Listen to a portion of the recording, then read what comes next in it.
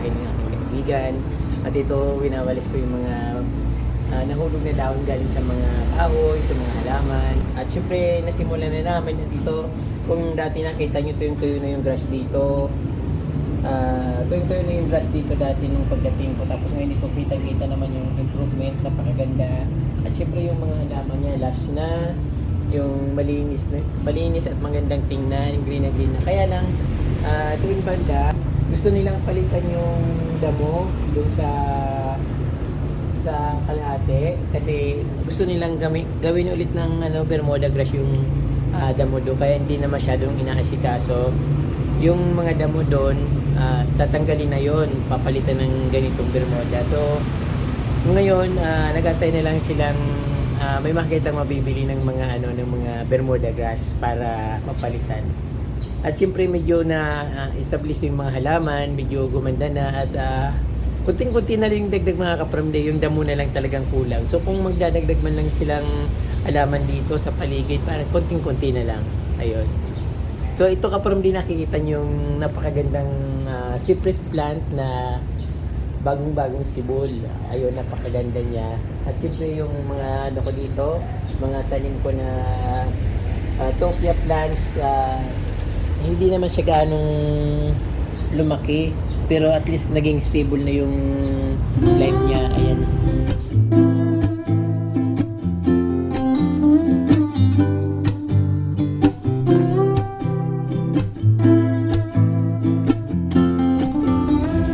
Tapos dito naman, dito hilig yun ng friend ko na maglagay ng mga fence katulad nito. Talagang gusto niya yan. Siguro pag umalis ako dito, gagawa ng ganyan kasi gusto niya yung para bang basta hindi ko ma-explain. Maganda rin naman yung ginawa niya kasi maaliwalas tingnan, malinis at ayan, puting-puti. Ayan. Tapos yung dito nga kapramde,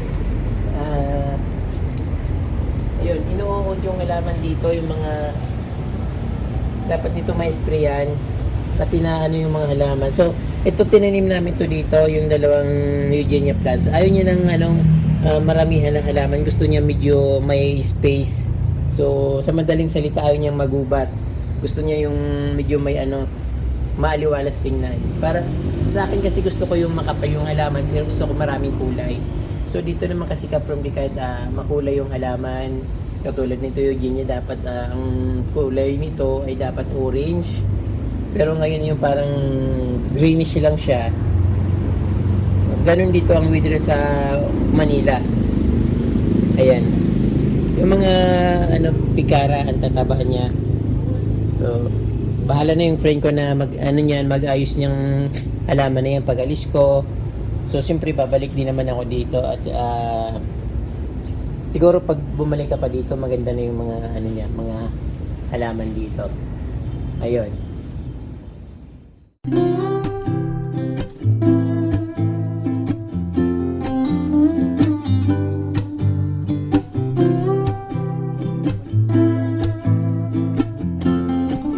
At yung kaibigan ko na yung nag-aayos ng mga garden. Yung mga sister niya kasi ay parang nasa simbahan na palagi, hindi na naasikaso yung mga halaman. So yung friend ko na yung parang naging active ngayon. Siyempre sinasamahan ko at lalo siyang ginaganahan kapag nakikialam ako sa kanyang garden. Pero kaya niya na kasi marunong na rin naman siya. Although talagang wala siyang hilig maghalaman. Pero ngayon hilig niya na.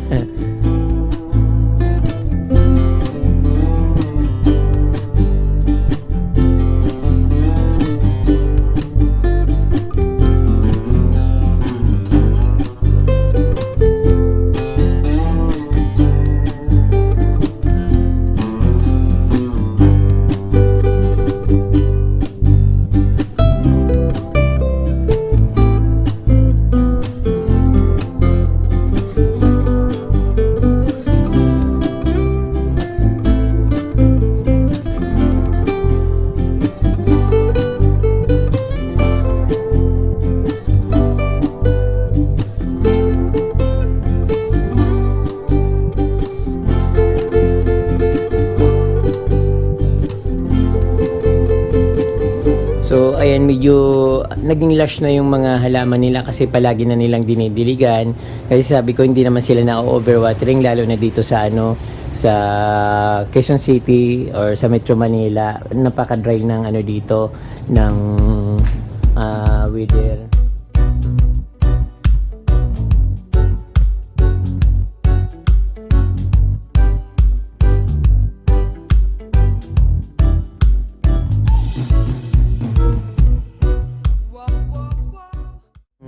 Sabi niya gusto niyang medyo magubat dito sa banda na ito pero parang hindi masyadong yung pagka-design niya pero okay naman siya kasi parang presko tapos tatagusan dun sa napaka-green na Bermuda.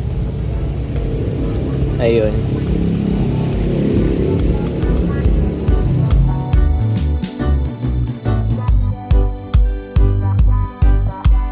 Pagdating ko dito halos patay na yung mga Bermuda na ito.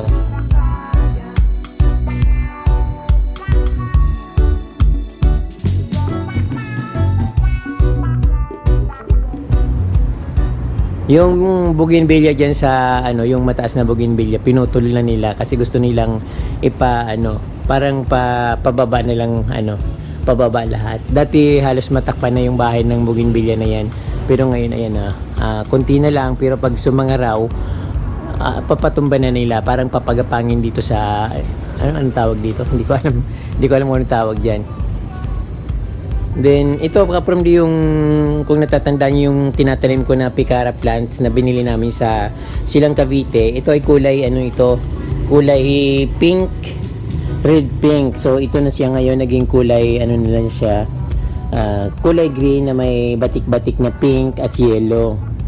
So mas maganda sana kung yung kulay pink or red na lumabas na dahon. Kaya lang ito hindi namin alam kung bakit nagkaganyan, naging kulay green. Kasi ang gusto ko sana magkaroon ng kahit papaano mayroong kulay yung garden niya dahil puro green yung halaman dito. Dahil pag yung mga may kulay na halaman pag itinatanim nila dito nawawala yung kulay.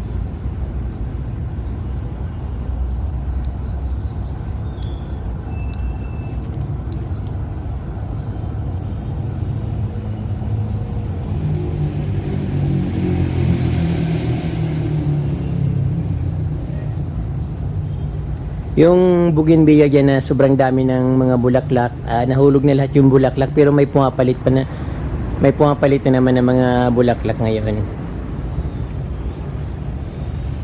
Maganda naman yung pagkaayos ng friend ko. So, hindi na ako masyadong nakikialam. Hinahayaan ko na lang siya kung anong gusto niyang gawin sa garden niya. Kasi, niya yun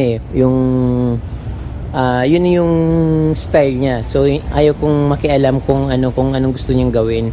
Parang lang, nagko-comment lang ako kung kung ano yung maganda o kung hindi maganda. Ay nababago niya naman.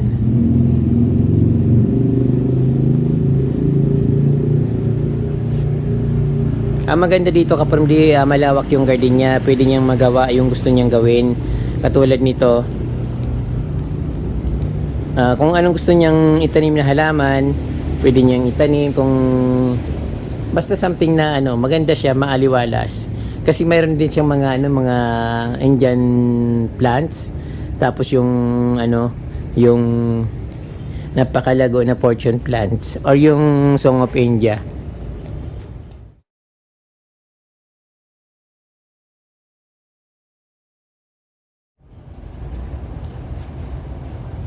Then dito sa ground, dito sa kalahati ng kanyang garden, ito ayaw na nilang ayusin nga itong damo dito dahil papalitan nila. Pero sabi ko diligan muna kasi wala pa naman silang nakukuhang Bermuda grass na itatanim dito. Saka masyadong mainit, hindi maganda magpalit ng Bermuda grass dito dahil baka matuyo lang kaagad.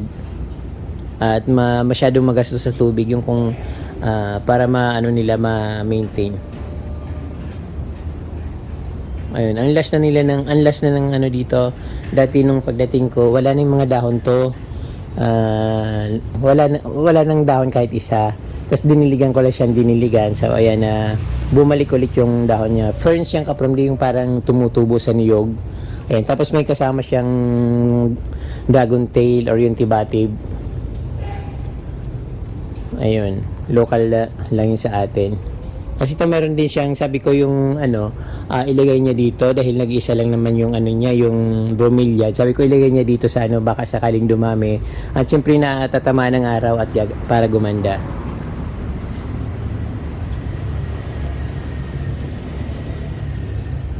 Yung maganda dito yung pader nila kasi meron silang yung halaman. So hindi ko naman alam yung tawag sa halaman na, pero familiar naman sa atin yung halaman na yan, kung anong klaseng halaman yan. Ay, yan yung dito nakikita sa garden nila. Maganda naman.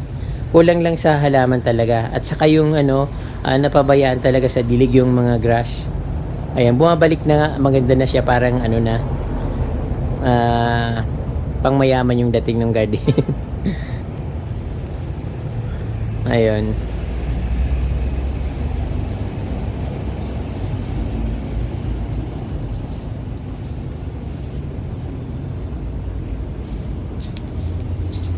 Ito naman nilagay niya itong bougainvillea dito kasi gusto niya ng patayin yung mga damo. Sabi ko pag pinapatungan niya ng mga paso, mga bato yung grass dito. Sabi ko bakit pinapatong niya yung mga dito, yung mga bato, mamamatay yung mga grass. Yung pala gusto niya kasi para mapalitan na yung frog grass. Binili rin nila ito kaprimdi yung frog grass na yan, kaya lang nung hindi gumanda kahit diligan siya ng maraming tubig. Ang dami pa rin natuto yung dahon, hindi katulad nung Bermuda grass na napakaganda.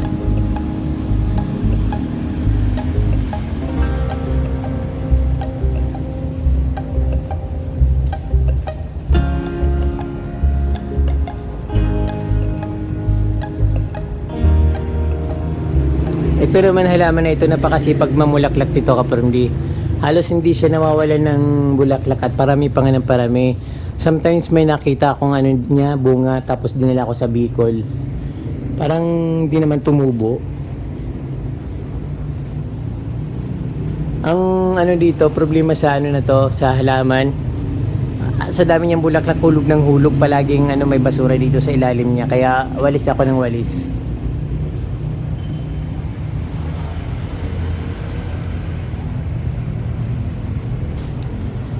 Ito naman sobrang ganda nito dati.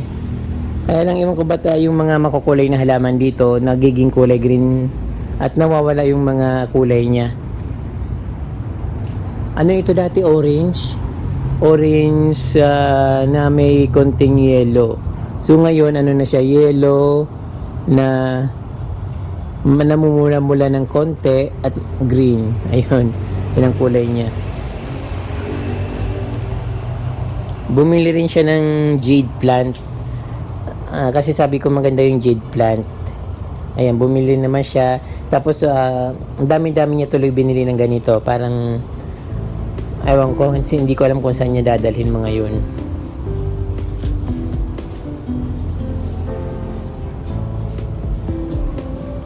Yung naman dito, mga ferns, marami silang ganitong mga ferns. Kaya lang yung hirap lumaki, parang katulad nito. Pero marami siyang mga bagong talbos. Ayun. Ang maganda dito kasi kaprom sa fern na ito, humahaba hanggang hanggang ground. Halimbawa, ito mataas. Kung gaano siya kataas kung gaano siya kataas sa kanyang pagkahang, yun din ang ihaba nung dahon niya hanggang ground. So ganun ang ferns na ito. Ayan. Hindi na sila mapakali sa ferns na ito kung saan nila nilalagay, pero hindi naman sila dumadami. Ang napapansin ko lang dito kapag dito yung ferns na hindi nila ito ginagalaw dito, nasa paso lang siya, pero ayan, ang ganda-ganda at parami na parami. Yung alagang-alaga nila, yun naman ang ayaw dumami. Enjoy putos. Kapag nagtatanim kayo ng enjoy putos, gusto niya dry yung ayaw niya yung masyadong matubig at gusto niya yung nasa nakahang siya. Mas dumadami siya pag nakahang. Then siguro yung pag-water sa kanya, pagdidilig sa kanya mga twice a week lang. Sometimes kahit once a week lang didiligan kasi hindi niya kailangan ng water. Sa amin pa yung ganito ko, ano nga siya, alagang-alaga ko pero hindi dumadami. Ito pinapabayaan lang dito. Paminsan-minsan lang dinidiligan, minsan nga nakikita ko ano na siya na natutuyo na, pero pag diniligan bumabalik ulit, so hindi niya kailangan masyadong maraming water.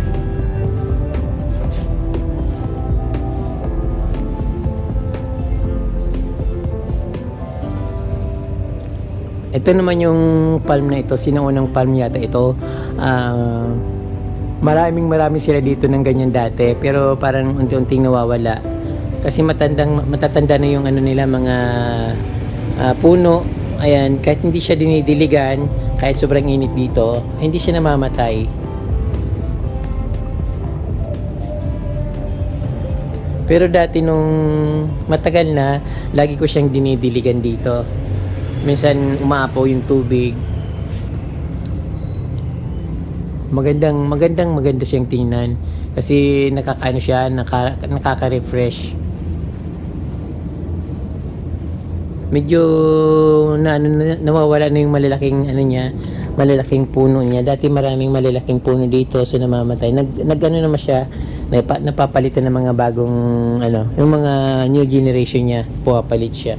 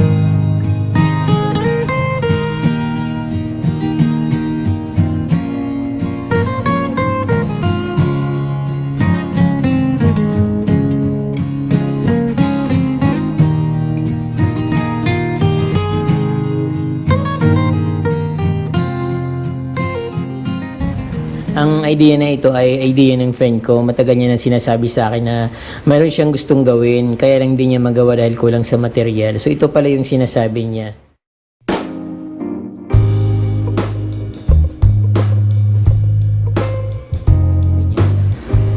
Iba-ibang kulay raw ng bato yung ilalagay niya, kaya ito yung sinasabi niya at natatandaan ko palagi yung sabi niya sa akin na maglalagay siya ng ganyan sa kanyang garden. Kinulahin niya pa yung bato kasi mahirap yung bato dito sa Manila, talagang bibilin lahat. Kaya ginawa niya, bumili siya ng puting bato at dahil wala siyang makitang itim na bato, kinulayin niya. Din yung huya na plants.